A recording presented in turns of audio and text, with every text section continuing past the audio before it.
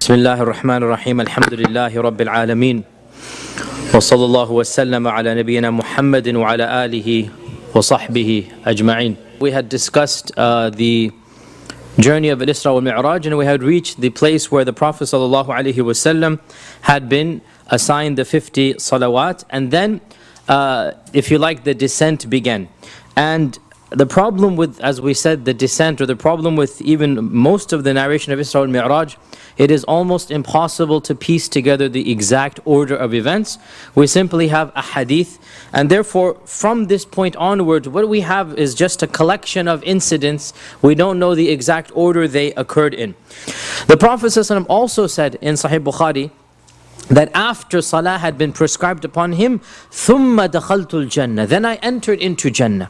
Then I entered into Jannah, and I saw in it tents made out of pearls, and I saw that the soil of Jannah was made out of musk, which is of course the most expensive perfume.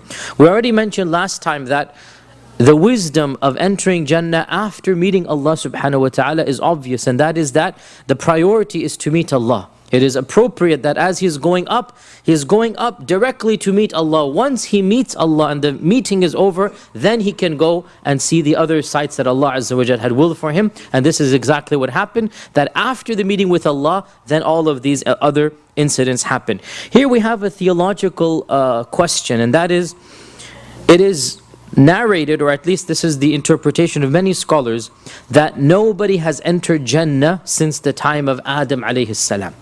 And this is something that perhaps there's even some references in hadith literature as well, that the first person to enter Jannah after Adam alayhi salam will be our Prophet Muhammad sallallahu alaihi wasallam. This has been narrated in some hadith. So how, and this is after the day of judgment is over, after the sirat, all of this, when the doors will be open for the first time.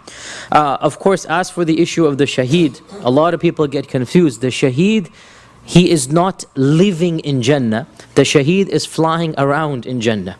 Right? There's a difference between living in Jannah, occupying Jannah, versus seeing Jannah. Right? And the shaheed is not in his body in Jannah. The shaheed is in the body of a green bird. And he is hanging from the chandeliers of Jannah. Right? But he's not actually living in Jannah. So he's close, but not quite in there. This is the shaheed. The question therefore comes for the Prophet ﷺ, how do we interpret this? And to be honest, there is no clear-cut interpretation. One can say that the phrase, the first person to enter Jannah after Adam is our Prophet ﷺ, still applies, because he entered it in Isra wal-Mi'raj, and then he will enter it in Yawm al-Qiyamah. So there's no contradiction that the phrase that the first person to enter Jannah after Adam will be our Prophet Muhammad ﷺ is true.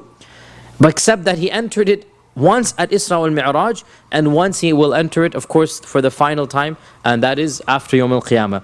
And another interpretation is that when he entered Jannah, he is entering it again similar to the shaheed, i.e. looking at it, or and there are some versions of the hadith which says طَلَعْتُ عَلَى الْجَنَّةِ, I saw Jannah, and that's different than saying enter Jannah. Right? So to see Jannah is different than entering Jannah. So perhaps this is an uninterpretation, that he didn't actually enter Jannah, because there's also another theological point, and this is not as explicit, but there is this point of whoever enters Jannah will never exit from it, especially when the hisab happens. So how then does one interpret the Prophet came in and out? Again, there's no clear-cut response. We have one of two interpretations. Firstly, it's an exception, which is possible. Secondly, he didn't actually enter, rather he surveyed Jannah.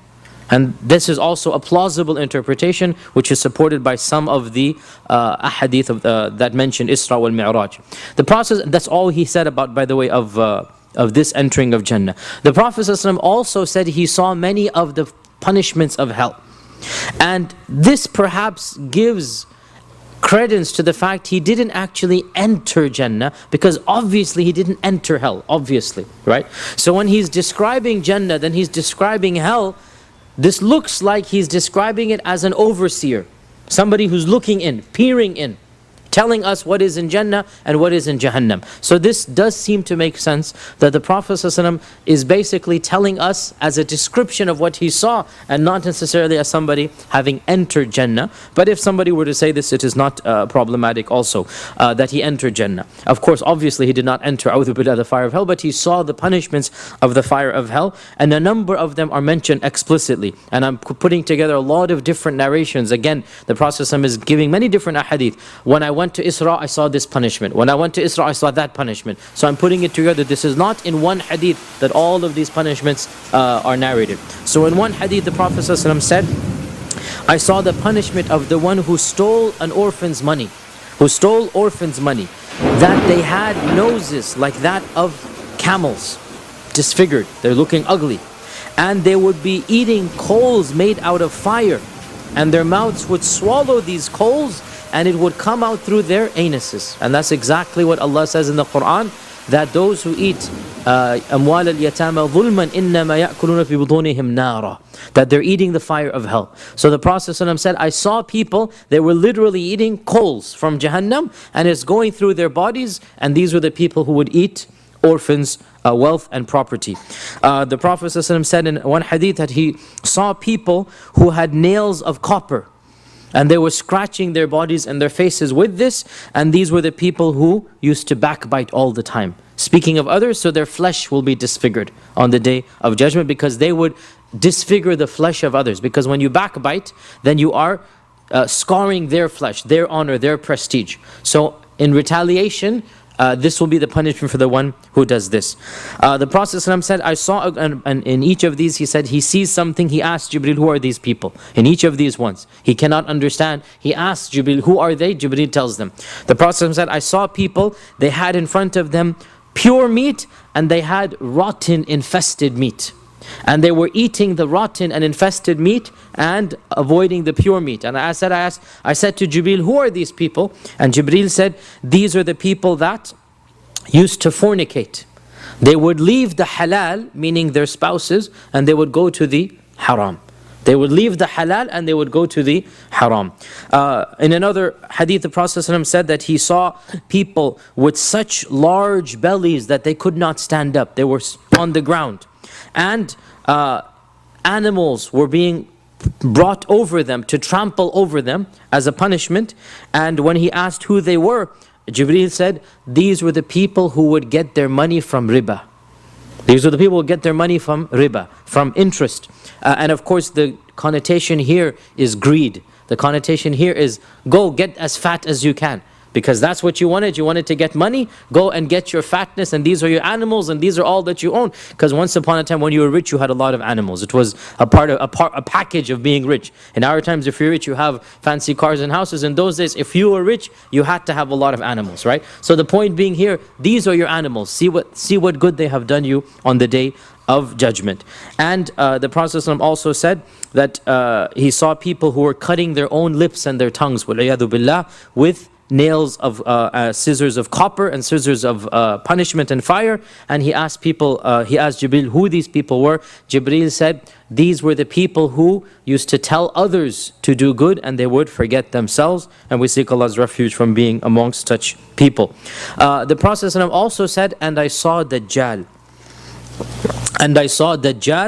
And one of his eyes was bloated. One of his eyes was basically not seeing. So he is describing Dajjal. In another hadith, the Prophet ﷺ said that I saw Dajjal, and I will tell you something about Dajjal that no other prophet has ever told his people, and that is that his left eye is like a rotten grape. So one of his eyes is basically bloated and not normal. So you look at it, you know that he's deformed. So and the Prophet ﷺ said, know that Dajjal is a'war, and a'war is one-eyed. Know that Dajjal is a'war, and a'war means he is one-eyed. These are some of the things that we hear about when the Prophet ﷺ is coming back down. We don't have any detailed narration as we do when he was going up. He met every single heaven, he met a certain prophet. We don't have any such narrations. All we have is these tidbits, we put them together, and Allah knows what order it happened in. We don't know the exact order it happened in. The Prophet ﷺ came back down to Jerusalem, and he then rerode Buraq. So Buraq is tied up in Jerusalem, right? Remember, Buraq is an animal that is for this world to transport him from Mecca to Jerusalem. As for the transportation from Jerusalem to the heavens, this is what is called Al-Mi'raj. So when he gets back down to Jerusalem, he then rides the Buraq back to Medina. And there are some narrations that are not fully authentic, but there's no problem in them to affirm them as well, that the Prophet ﷺ passed by 3 caravans of the Quraysh that he recognized. He recognized 3 caravans of the Quraysh on his way back. And on one of them he recognized certain of the people of the Quraysh, because again everybody knows everybody in Mecca. In another one he was feeling thirsty, so he drank some of the water from there's an urn or a public, if you like, well that not a well but a big canister that everybody is going to drink from in the caravan. So he just took a canister from this and he drank, because this is not private property. This is where the large urn that the water is in. And in a third caravan he said that I saw so-and-so, and he mentioned him by name, looking for a camel that they had lost. They could not find it. They could not find a camel, and they were searching for a camel that had been lost. So these are the 3 caravans that he said that he saw. When he came back to Mecca, the Prophet ﷺ went back to sleep, he said. And he woke up in the haram. He woke up in the haram. And this clearly shows, therefore, that the actual Isra took place from the haram itself to Baytul Maqdis and then back to the haram. And this is in conformity with the Quran, because the Quran says, Subhanalladhi asra bi'abdihi laylam min al-masjid al-harami ila al-masjid al-aqsa. So any report that says the Prophet was sleeping in his house or in the house of Hani, we interpret this by saying he was sleeping there, then Jibreel took him to the haram. And then from the haram, Jibreel took him to Baytul Maqdis. Then from Baytul Maqdis, Jibreel brought him back to the haram. So the Prophet ﷺ, the actual Isra took place from one masjid to the other masjid, from the Mecca to Jerusalem. The Prophet ﷺ, when he woke up, he himself told us the story. So this story we have in the first person. This story we have in the first person. That the Prophet ﷺ said, when I woke up the next morning, I felt an anxiety. I felt an anxiety about how am I going to tell the people of what happened to me. And this shows that Allah had told him that he has to tell the people, because the Prophet ﷺ never did anything without being told. The role of the Prophet is that he has to be told what to do. He doesn't do anything of his own accord. So Allah must have told him, you need to tell the people. So the Prophet ﷺ said, I felt an anxiety. How am I going to tell the people, and what will they say? And they are going to reject me. And this shows his humanity, that despite being the Prophet of God ﷺ, he's also a human being. He feels the anxiety, he feels the stress that any of us would feel for our mundane jobs. Can you imagine the stress for his job? The stress for having to tell people about this, and how are people going to respond back? So he said, I woke up in the morning and I had an anxiety. How am I going to tell the people about this? And as I was sitting, anxious and nervous and worried. Anxious and nervous and worried. He's sitting in front of the Kaaba. Allah Azza wa Jal willed, the Prophet is saying, that the aduwallahi Abu Jahl marra biya. Right? The enemy of Allah, Abu Jahl, passed by me, and he saw me in that state. He saw me sitting anxious and worried and grief struck. Hazeen. The Prophet is saying he's very sad, because he knows his people are going to mock him. He's wondering, how am I going to tell the people this? And so Abu Jahl said to him in a sarcastic manner, Kal mustahzi, what is the matter with you? Why has anything happened? And so the Prophet ﷺ, because he cannot tell a lie, even if it's Abu Jahl, the Prophet ﷺ said, yes, something happened. So Abu Jahl said, what? Hal kana min shay? What happened? So the Prophet ﷺ said, last night, I was taken from here to Jerusalem. Usriya bi min Masjid al-Haram ila Bayt al-Maqdis. So Abu Jahl was shocked, and he said, and you are now here amongst us? You claim to go to Jerusalem, and then you're here amongst us the next morning? ثم أصبحت بين أظهرنا, you're now waking up amongst us. And so the Prophet himself said he didn't know whether to make fun of me then, or to wait so that I would not retract when he called the other people. right? So he's being serious right now. Abu Jahl is being serious. The Prophet said he didn't know, should he reject me now or should he delay the rejection, like to let the bait go more, to make sure the people will hear this. So the Prophet said, yes, I'm waking up amongst you here. So Abu Jahl said, if I call your people, meaning the Quraysh, will you tell them what you have just told me? Because if I tell them, they're not going to believe me, right? If I call the Quraysh, will you tell them exactly what you have just told me? And so the Prophet ﷺ said, yes, I will. And so Abu Jahl began screaming out to the people, Hayya ma'shara bani Ka'b ibn Lu'ay, which is the great-grandfather of the Quraysh. Come forth, we have an announcement to make. And so the people came slowly from the places of Mecca. Mecca is a small city, as you know, and Abu Jahl is a leading figure. And when he's making this announcement, eventually the people come. And they all came and they sat down around. Abu Jahl is standing there, the Prophet is sitting there, and there's this announcement, something strange. These two enemies are saying there's an announcement to be made. So the people are very curious, what is going on? And so Abu Jahl says, tell them what you promised you would tell them. You promised, right? Don't go back now, right? Tell them what you just told me you promised you're going to tell them. And so the Prophet ﷺ said that last night, now notice here, the Mi'raj is not mentioned. So perhaps Allah told the Prophet ﷺ to mention the issue of the Isra, right? I went to Bayt al-Maqdis and I came back. And the Mi'raj he told to the Muslims later on. So last night I went to Bayt al-Maqdis and I went to pray in the Masjid al-Aqsa, the Bayt al-Maqdis. So the people, the Prophet himself is narrating this, right? The people began reacting in different ways. Some of them began musaffiq, just like clapping, like in what is going on here. Others put their hands on their heads, not knowing what to do. And others began snickering and laughing. But they didn't know what to do because he's saying it seriously, right? That he's never known to have told a lie before. So people are reacting basically in shock. What exactly to do? Until one of them said, and he had been there to Bayt al-Maqdis, can you describe it for us?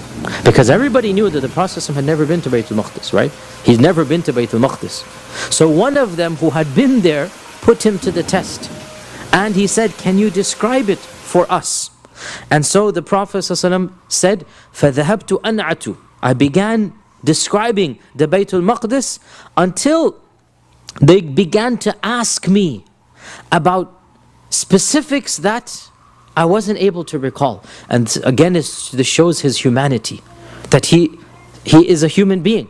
Yani he went in the middle of the night, he prayed in the masjid that we already said must have been resurrected, the image of which had been resurrected, but the city, the streets, the souq, he went through it. But he doesn't remember every single thing, right? Imagine when you drive through a city at night, what do you actually remember of the city? And so as they began to ask him questions, the Prophet ﷺ said, "Iltabasa alayya." I got confused. And again we see his humanity. I got confused what to do. And I became so worried and anxious that I wasn't able to answer, that I had never been so worried before ever. And in, the word actually, kurba is used, and kurba means terrified. It literally means terrified. I was so terrified that I wasn't able to respond, that I had never been this terrified before. Now, why is he terrified? Because this is a very legitimate question from their perspective. Can you describe the city? And from his perspective, he doesn't remember each and every detail. Somebody's going to say, where was the souq? Another will say, what was the tallest building? Another will say this and that. So each one is asking a question that perhaps, if you really had memorized the city and you had a few days, you would know it. But the Prophet only went in at night, prayed, and then came back. He doesn't remember all of these details. And so he is now terrified. What am I going to tell them now? And he said, as I was waiting for what to respond, I saw in the distance Bayt al-Maqdis rising up in front of me. Bayt al-Maqdis rising up in front of me, until I saw it descending beyond the house of Aqil ibn Abi Talib, his cousin Aqil ibn Abi Talib, right? And this is the house that he grew up in, because Abu Talib had died and Aqil is now living in it, right? So this is his house basically. So you can imagine basically, until it is behind my house, basically that's what he's saying. The house that he grew up in, not the house he's currently living in, that's Khadija's house. The house that I grew up in. And no question they asked of me, except that I saw the Baytul Maqdis, right, basically being shown to me, and I looked at them and I answered every question that they had, looking at Baytul Maqdis in front of me. And of course the Quraysh could not see anything of this happening. Until finally one of them said, as for the descriptions of Baytul Maqdis, then of Jerusalem, then he is accurate. Everything that we've quizzed him, he seems to know. And it was at that time that, and Ibn Hisham mentions this, that the Prophet ﷺ said, I will give you some signs as well. And he mentioned the 3 caravans. He mentioned the first caravan is of so-and-so, and they will be returning soon because they were the closest to the city. The second caravan is so-and-so, and they had lost a camel, and you can ask them about that camel, they were searching for it. The third caravan is such and such, and they had this urn of water that I drank from. So he described every one of these 3 caravans. And in the version of Ibn Hisham, Abu Jahl said, if this is the case, then the caravan should be coming, if you saw them at such and such a place, the caravan should be coming right now, because it was very close to Mecca. And the Prophet said, I saw them at this place. And while they're discussing, the news arrives that the caravan is entering Mecca. And so Abu Jahl goes and sees, and it is exactly as the Prophet described, and he comes back and saying, this is clear sorcery, this is sihr, this is sorcery. They cannot respond to this. Here there is a phrase here that has caused a lot of scholars some issues and problems. And the phrase occurs in Ibn Hisham only. It doesn't occur in Bukhari, Muslim, or the 6 books of hadith. It occurs in Ibn Hisham, and it doesn't have an isnad. And therefore, we can be a little bit lax about this phrase and say perhaps it's not accurate. Unfortunately, a lot of the translators of Seerah and authors of Seerah write this because Ibn Hisham mentions it. And this phrase says, when the news spread amongst the Muslims, some of them couldn't grasp it and they left the religion. Irtaddu. Right. Now this is problematic for a number of reasons. Most importantly, we don't have a single narration of any Muslim becoming murtad in the Meccan era. We don't have any narration of a murtad in the Meccan era. And this contradicts what we know for a fact in a hadith in Sahih Bukhari, that when in the 9th year of the Hijrah, not 9th, 7th year of the Hijrah, 7th year of the Hijrah, when Abu Sufyan was in Jerusalem and the Prophet ﷺ wrote a letter to Heraclius, Heraclius asked Abu Sufyan a series of questions about the Prophet ﷺ and his message. Abu Sufyan was not a Muslim at the time. And of the questions he asked, has anyone of his faith ever left the faith after having embraced it? And Abu Sufyan said, no, this has never happened. This hadith is in Bukhari. It's a very beautiful long narration. We'll come to it when we talk about the letters the Prophet ﷺ sent. Heraclius asked like 20 questions to Abu Sufyan, wanting to find out who this man is, what is his message, what is his lineage, what is he saying, where is he coming from, all of these questions. And one of the questions was, tell me about his followers. Do they increase or decrease? They increase. Who follows him? The meek and the rich, the meek and the poor, or the rich and the nobles? No, the meek and the poor. Do his followers ever leave the faith after converting? No, they never leave the faith. And then Heraclius explains that this is the sign of a true faith, that the meek and the poor follow before the rich and the elite, that the faith increases and not decreases, and that nobody ever leaves a true faith. Right? So Abu Sufyan is saying, in the 7th year of the Hijrah, that he's never heard of a murtad. And yet here in Ibn Hisham we have, because of the story of Al-isra, Ibn Hisham says, some people irtaddu, right? Allahu A'lam, but many of the scholars have said that because we don't have an authentic chain for this story should not be relied upon, because it doesn't even make sense that in the Meccan era anybody would have become a murtad. And of course it was at this time when the news reached Abu Bakr as-Siddiq, this is authentically narrated in At-Tabarani and in a number of books, that before the Prophet ﷺ could tell Abu Bakr, because he was in the masjid, he woke up in the masjid, Abu Bakr is in his house. One of the Quraysh came running to Abu Bakr and said, do you know what your companion has just said? Do you know what your companion Sahibuk has just said? Said what? He said, Your companion claims to have gone all the way to Jerusalem, which is a month's journey, and back, which is another month's journey, and he did all of this in one night. So the Prophet Abu Bakr said, and this shows his intelligence, he didn't say, yes, he did that. He said, if he said that, then it must be true. Because I don't know what you're saying. I don't know, maybe you're lying to me, right? If he said that, then he must be saying the truth.